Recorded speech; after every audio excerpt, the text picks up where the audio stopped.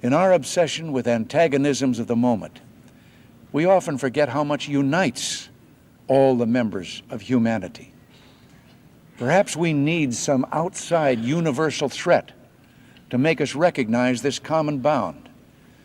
I occasionally think how quickly our differences worldwide would vanish if we were facing an alien threat from outside this world. Aliens exist and President Trump knows about it. That's according to Israel's former space security chief. In an interview with an Israeli newspaper, he said the aliens have been waiting until today for humanity to develop and reach a stage where we will understand in general what space and spaceships are. NBC News chief global correspondent Bill Neely explains this one. Hi, Alison. Well, this is quite a story, and it comes from the man who headed Israel's space security program for nearly 30 years. Chaim Eshed is making the extraordinary claim that the United States and Israel have been in contact with a group of aliens for years, not immigrants, but extraterrestrials. He has called them the Galactic Federation of Aliens, and he says President Trump is aware of the existence of these aliens and had been on the verge of revealing their secrets, he claims, but was asked not to do so by the Federation in order to prevent what he calls mass hysteria. Well, the retired general says the US and Israel have kept it from the public because, quotes, humanity isn't ready and the aliens don't want to reveal themselves until humanity can evolve, he says, and understand what space really is. The difference between fallen angels and demons is a simple one. Fallen angels can manifest corporeally. We read in the Bible a number of times where angels interact with humans and do physical things. They eat a meal with Abraham. They eat a meal with Gideon. They fight with the citizens of Sodom and things like that. Angels can appear in physical form. They can actually do physical things too, because we read in Genesis chapter 6 about the angels who saw that the human women were fair and chose wives, or perhaps just took wives. Demons, on the other hand, are totally spirit. They need to inhabit a physical body in order to interact with us in the physical plane, they can oppress us, which can be a feeling of depression or dread, anxiety, stress.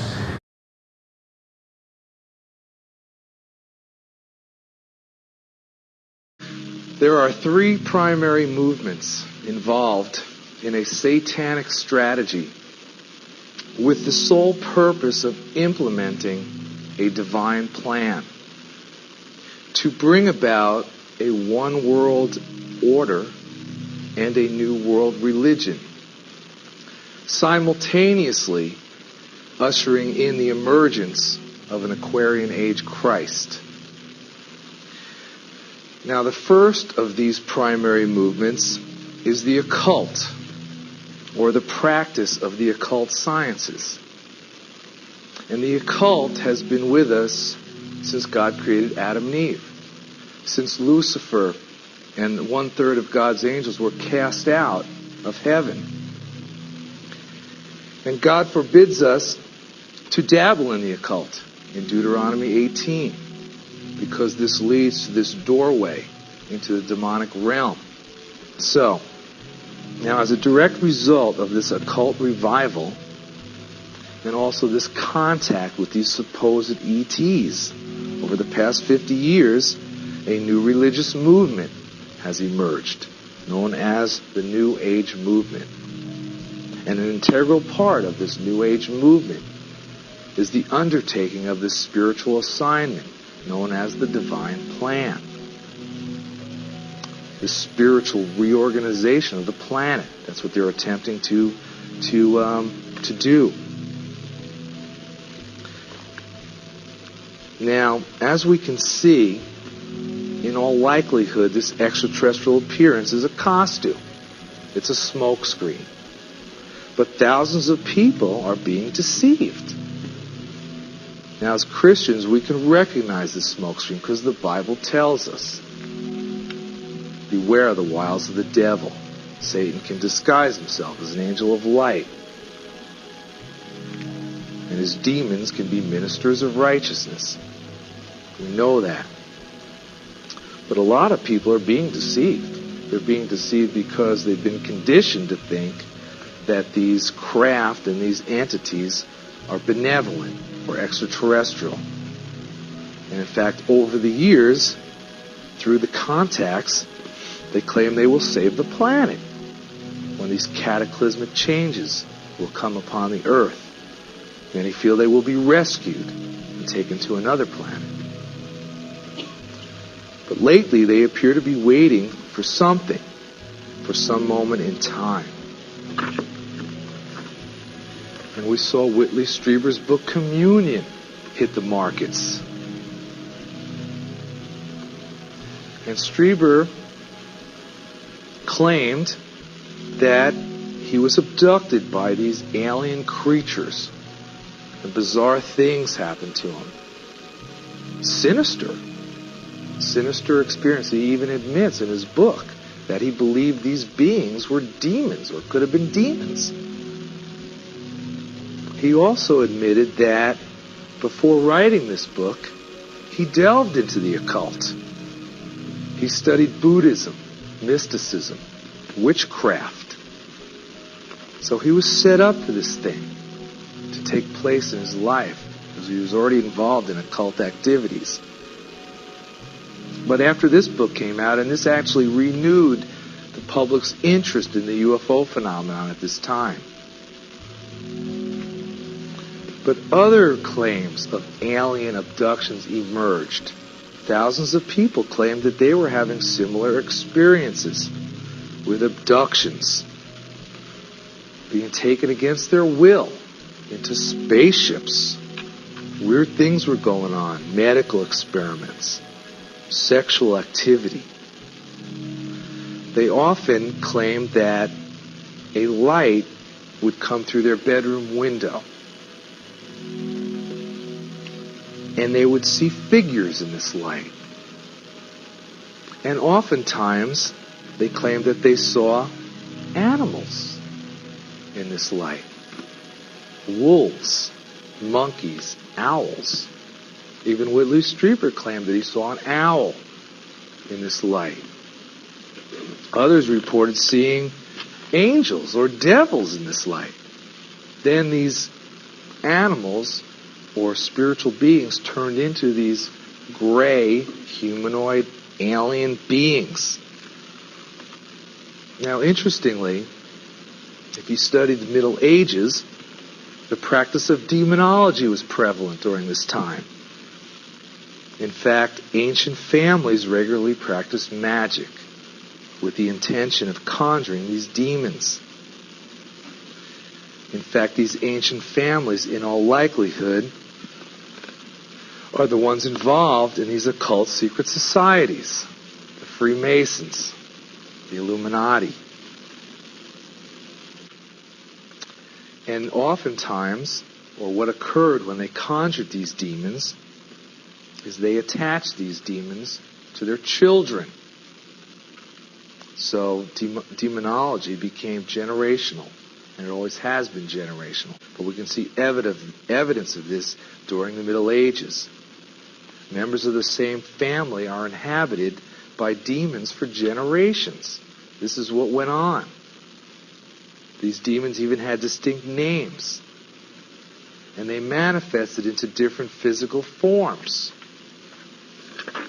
And this list is some of the forms that they manifested into. And you can see they appeared as angels or spiritual beings. They appeared as humans. They appeared as animals. They appeared as birds. They appeared as all sorts of creatures with claws and fangs even.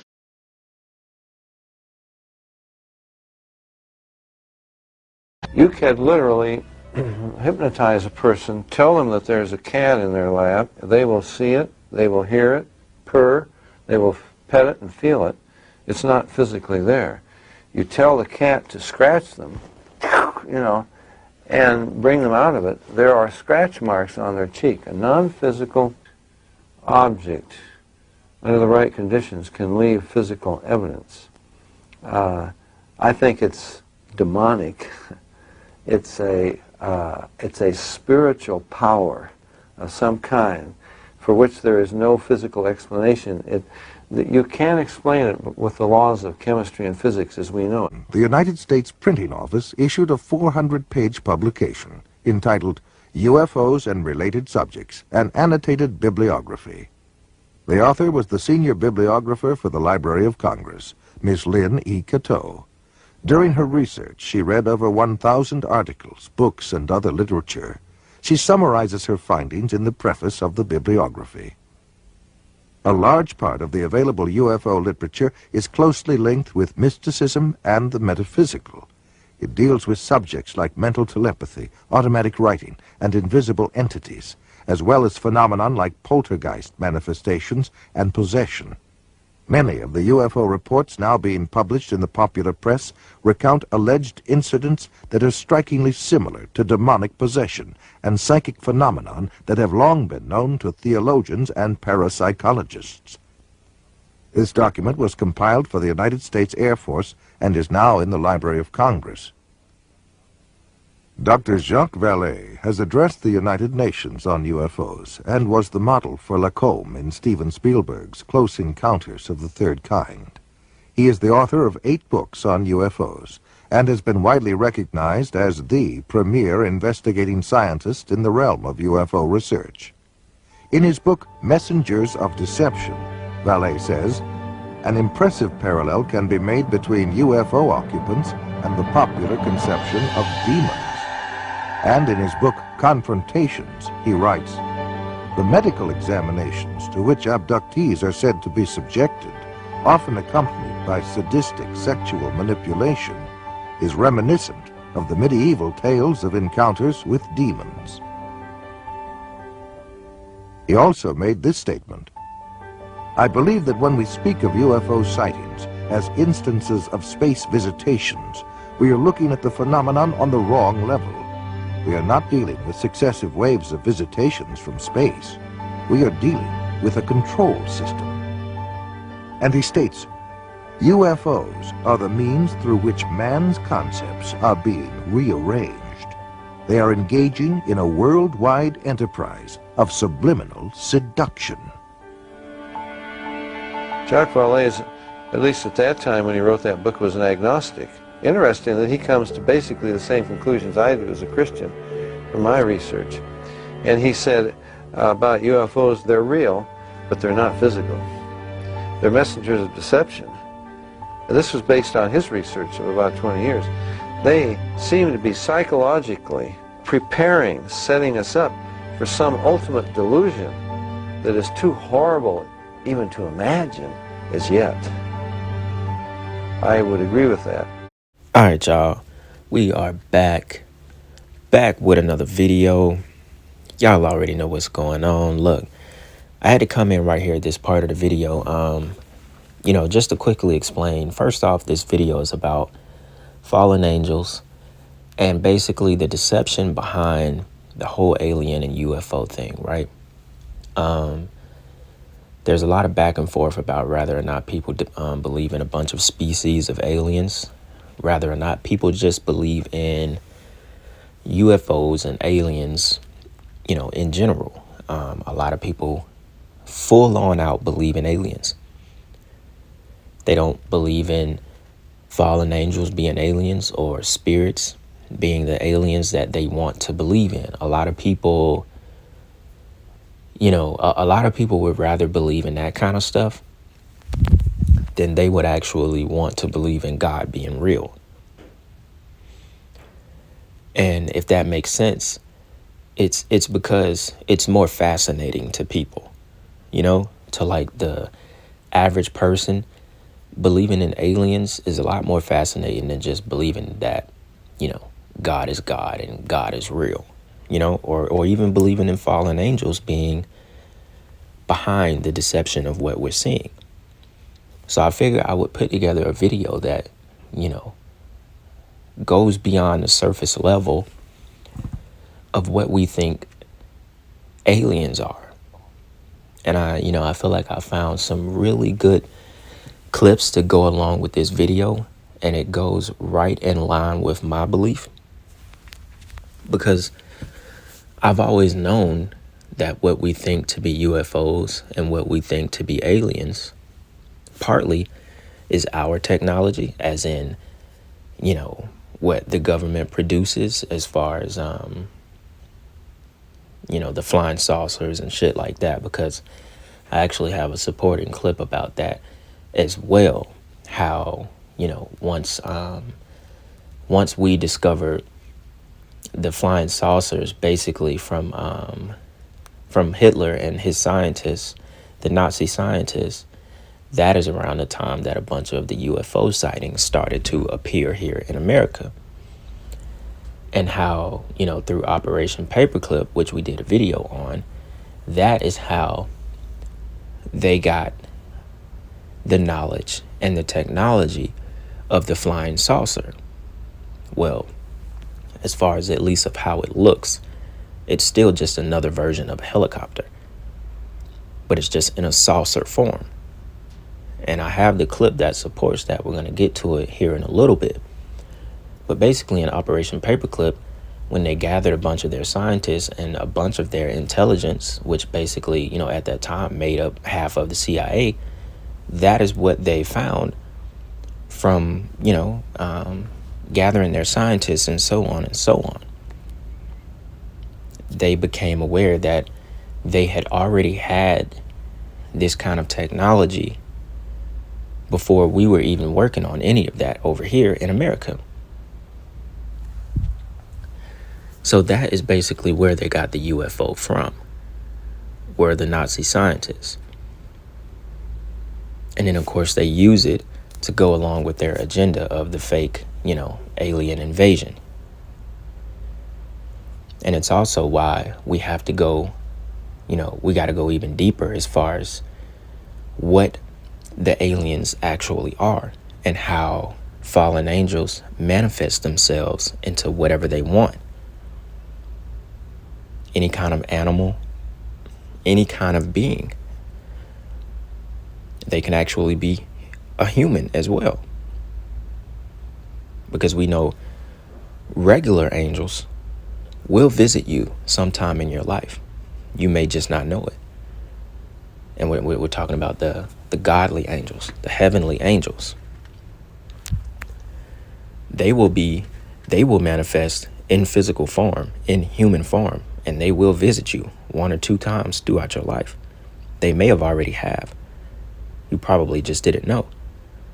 So these fallen angels, Lucifer's angels, the third that fell with him, they do the same thing. What makes you think that they can't do the same thing?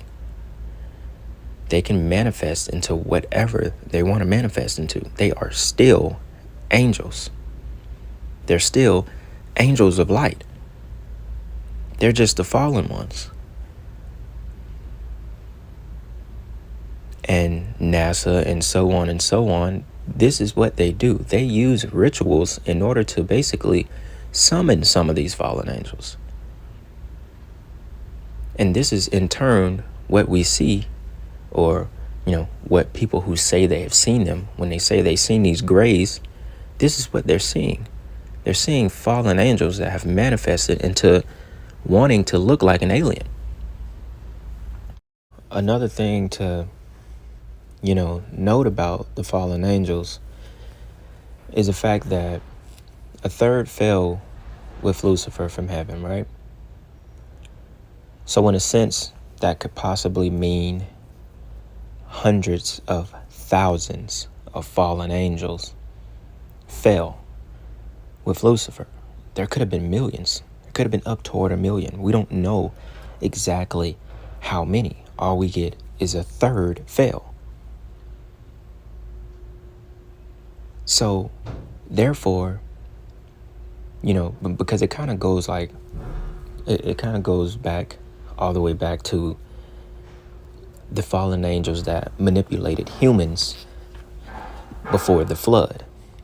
The fallen angels that manipulated humans and taught humans the things that they did. Basically, all of this stuff is out of the book of Enoch. and how, the fallen angels, they made, they saw the beautiful women and they made them their wives. They bare children with them, and those children in turn turned into giants. They were half human, half angel, and how they basically manipulated the DNA of pretty much everything on earth at that time. Now, those fallen angels are locked away in the deepest pit of hell, in the deepest, furthest pit of hell. But not all fallen angels are locked in that deep pit of hell. Because then that goes all the way back. That's a whole, another conversation of the 3, or if I'm not mistaken, 4 fallen angels that are basically buried under the Euphrates River, and that are supposed to be released when that Euphrates River dries up.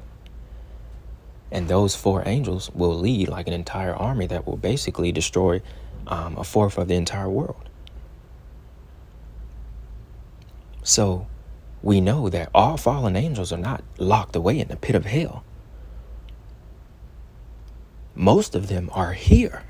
That is why the title of this video is Fallen Angels Are Here.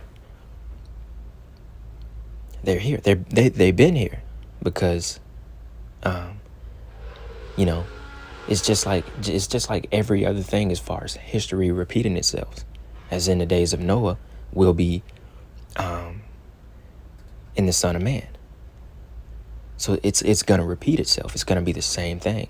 DNA will be manipulated. It may not be the way that it was back then, but we have to understand these same entities, these same fallen angels that, manifest into humans that have been in a long line of these royal families, like how we talked about, how the guy talked about that preacher in that first clip about demonology, and how these people place spells and they summon these entities and they put it on their children as well so that they can continue the work. Why do you think that in the NWO, the New World Order, it's been going on for 50 plus years? It's because in every family, the goals are still the same. The demons are still the same. The fallen angels are still the same. They reside in these families into their children. So that's how the goal continues. It never stops because they're still ran by these same fallen angel spirits, because that is what they want to fool you with. Like they said in the previous clip, they're setting you up for something psychological, something you couldn't ever imagine to be true. And I thought it was really interesting when he said the thing about the UFOs, that they're real, they're just not physical. They're more spiritual. And that's probably the other half that's not our own technology. Because there's still instances of things that are unexplainable, as far as, the pilots that have seen them and shot at them and they just disappear out of nowhere. That could very well be the clip where he's talking about it's real. They're real UFOs, but they're not physical UFOs. They're projection of what they want us to see. And whether or not an entity is actually flying that UFO, it would be a fallen angel. It wouldn't be, one of the 24 species of aliens that a lot of people like to believe in, because it massages their imagination. When at the end of the day, we battle against spiritual wickedness in high places, in the heavens, places that we can't see. So when these things manifest, when these fallen angels manifest, that is exactly the battle that we are facing. Things that we can't see. So they manifest into something physical, basically, that we can see. And that can, they could toy our minds. And this is where a lot of these, a lot of their believers, this is what they do. These are some of the rituals that they do to manifest these fallen angels into the physical world, with the one end game of this whole fake alien invasion, just like all the movies paint us. And I have a clip that supports that as well, that we're going to go ahead and get into right now. So before I go on, check this out. What you're seeing here has nothing to do with little green men from Mars, I assure you. Nothing to do with aliens. What you're looking at is the Vril 7. Matter of fact, we went over and got not only the V2 the rockets, you know about all that, but we also got this technology right here, and we brought it back. Hitler had a whole series of these Vril saucers made. Now this thing couldn't even leave Earth's atmosphere. It was not a flying saucer like you're thinking about. No little green men involved. We're talking about pure German science here, okay? And it really was just a different form of a helicopter. It still operated off aerodynamic lift, off blades that were run by 12 motors. Our people discovered much of these technological advances when we went in under Operation Paperclip. We went in and began to bring their scientists out. Even before the end of the war, we sent in people and began to make arrangements to recruit their scientists and their intelligence establishments. Hitler's intelligence establishment, almost intact, was brought out of Germany by the Dulles brothers, Henry Kissinger, and other men who worked on that project to get those people out of there. And those people, the Gehlen-Org, was eventually turned into your CIA. You people have no concept that half of the CIA was Nazis and the other half was these stool groups like the Skull and Bone groups that Bush came out of.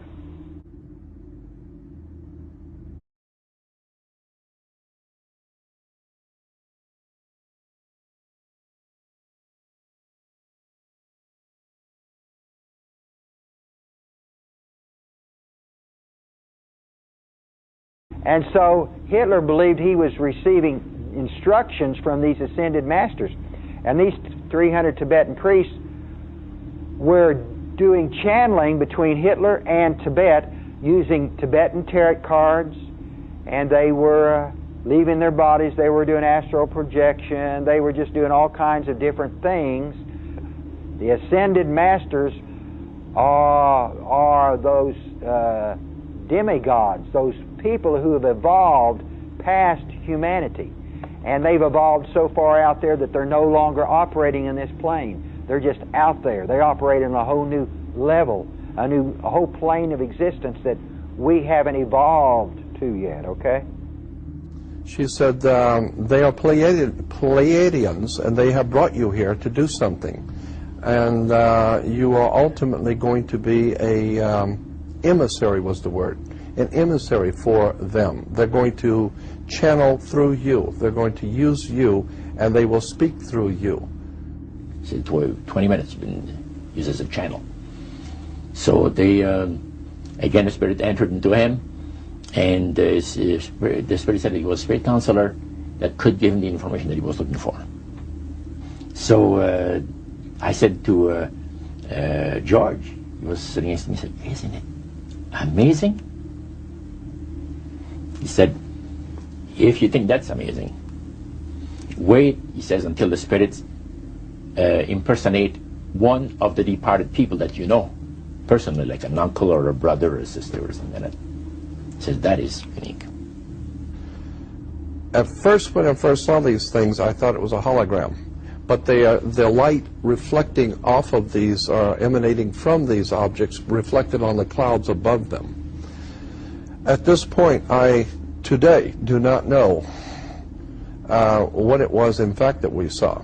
But when we got back to the hotel, the motel that night, Paul said that he, about a half hour, 45 minutes, something like that, after he fell asleep, he woke up totally awake, and something picked him up, actually picked him up and set him up in bed, involuntarily. And the moment he sat up, a light came on over his head like a little dim night light. and he looked up to see an alien's face with the typical alien's face with the bubble eyes, but it was glowing, and you could see through it. You could see the ceiling through it, as if it were a hologram of some kind. But it was glowing, and you could see through it. You could see the ceiling through it, as if it were a hologram of some kind. In fact, Hynek, even more interestingly, was a government researcher for the US government under a project called Blue Book. The US government has investigated UFOs for over 40 years in different projects. And he found that, the majority could be explained naturally or as either man-made phenomena, but he said there was a mysterious element that defied naturalistic explanation. These craft have been seen to change shapes. They defy the laws of physics. American fighter pilots have gone up, seen these balls of light and shot at them, and they've disappeared before their eyes. They've disappeared off radar screens. Heineken, is his name? Hynek Recognized that what they were seeing was very likely not a nuts and bolts physical right. object. Okay. Yeah. People that claim these abduction experiences say that little grey entities enter their room in the middle of the night and they see them pass through the walls. Now, do you get it? Do you see the deception now? Remember how we said that these are beings of light. These are angels of light. These are fallen angels of light still. Which is why we can see through the objects, no matter if it's that orb that's flying around in the sky that these, fighter pilots have saw and attempted to shoot at, and in turn, they're seeing the orbs disappear or make turns and things at high speed that we couldn't imagine, that defy physics, and the fact that these alien abductions where people say that they actually come into their homes, they're walking through the wall. They're not going to come through the door. They're not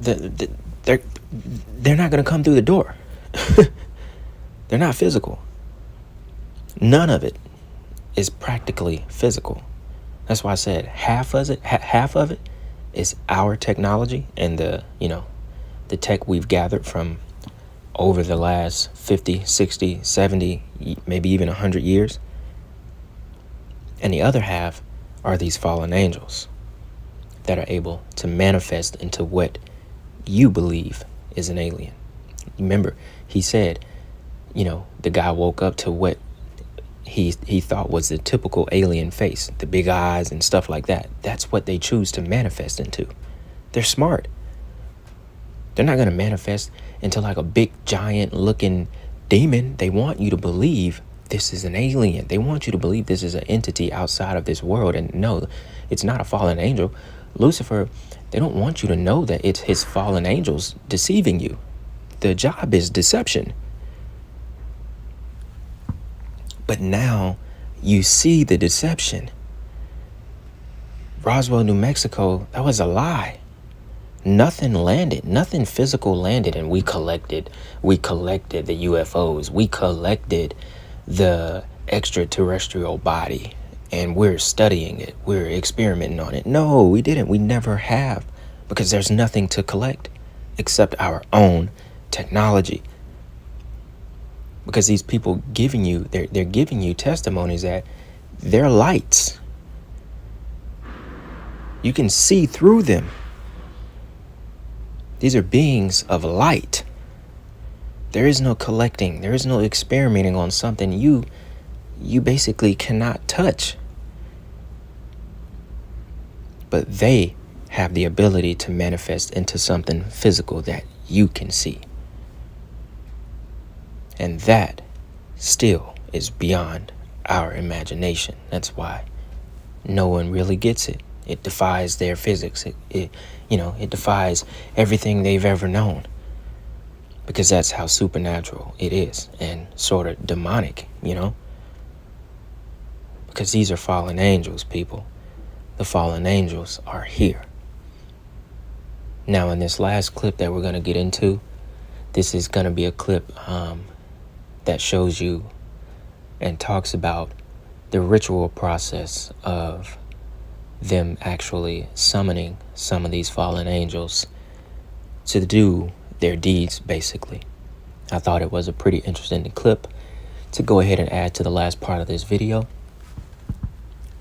I did take a little while off from dropping videos, but you know, I thought I'd come back with a banger, man. Come back with something that we really could learn from, you know, and not just this typical stuff that goes on every single day, you know, covering Kanye and doing all of that. You know, I've done 2 or 3 videos on Kanye in the past, especially on my old channel.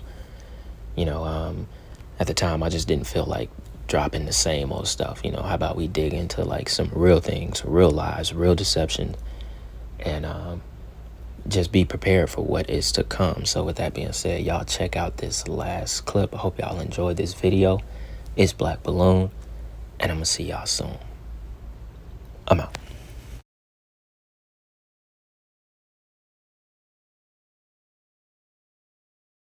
During the 1930s and 1940s, the OTO Lodge in California was headed by a brilliant young rocket designer called Jack Parsons.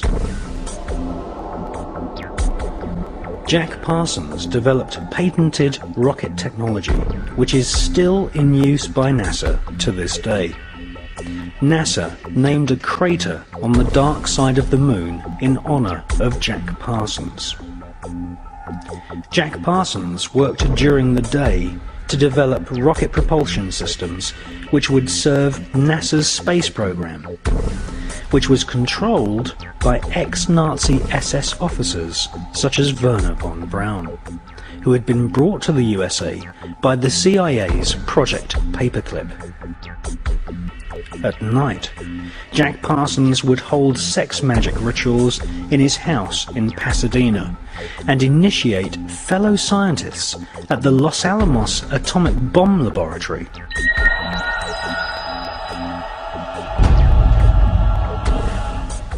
Jack Parsons was fully aware of what his rocket designs would eventually be used for.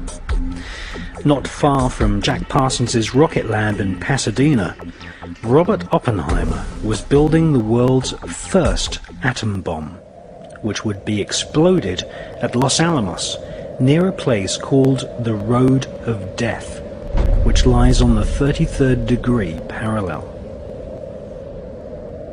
Once installed as the head of the OTO's American operation, Jack Parsons conducted a giant satanic ritual, aided by a fellow OTO member with the codename Freighter H. In 1948, the same year that George Bush Sr. was baptized as Magog, Jack Parsons undertook one of the most dark rituals known to Kabbalists, the Babylon working. This ritual requires the initiate to visualize the Kabbalistic Tree of Life, with its 10 spheres and 22 connecting pathways.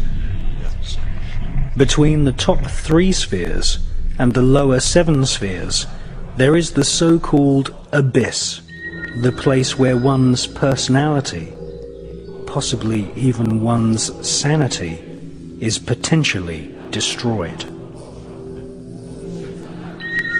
If the initiate successfully spans the abyss with personality intact, then he becomes a black brother of the Kabbalah, a black magician of the so-called left-hand path. In the tradition of Judaic mysticism, these black magicians are utter evil and are in themselves pestilence. This giant Babylon working ritual saw Parsons, aided by his magical protege, Freighter H, project their astral bodies into the dark abyss of Lucifer. 1948 saw George Bush Sr. baptized in the name of Magog, the spirit who would lead the army of demons against Christ at the apocalypse of Armageddon. That same year, Jack Parsons baptized himself as Belerion Armilas al-Dajjal, the Antichrist.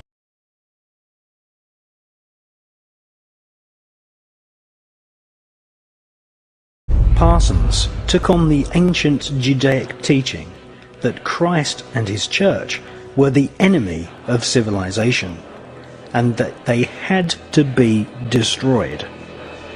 On a 40-day pilgrimage in the Mojave Desert, the place where Area 51 now resides, Parsons summoned forth Babylon, the Scarlet Woman, the whore of the apocalypse, the consort of the great beast Satan 666.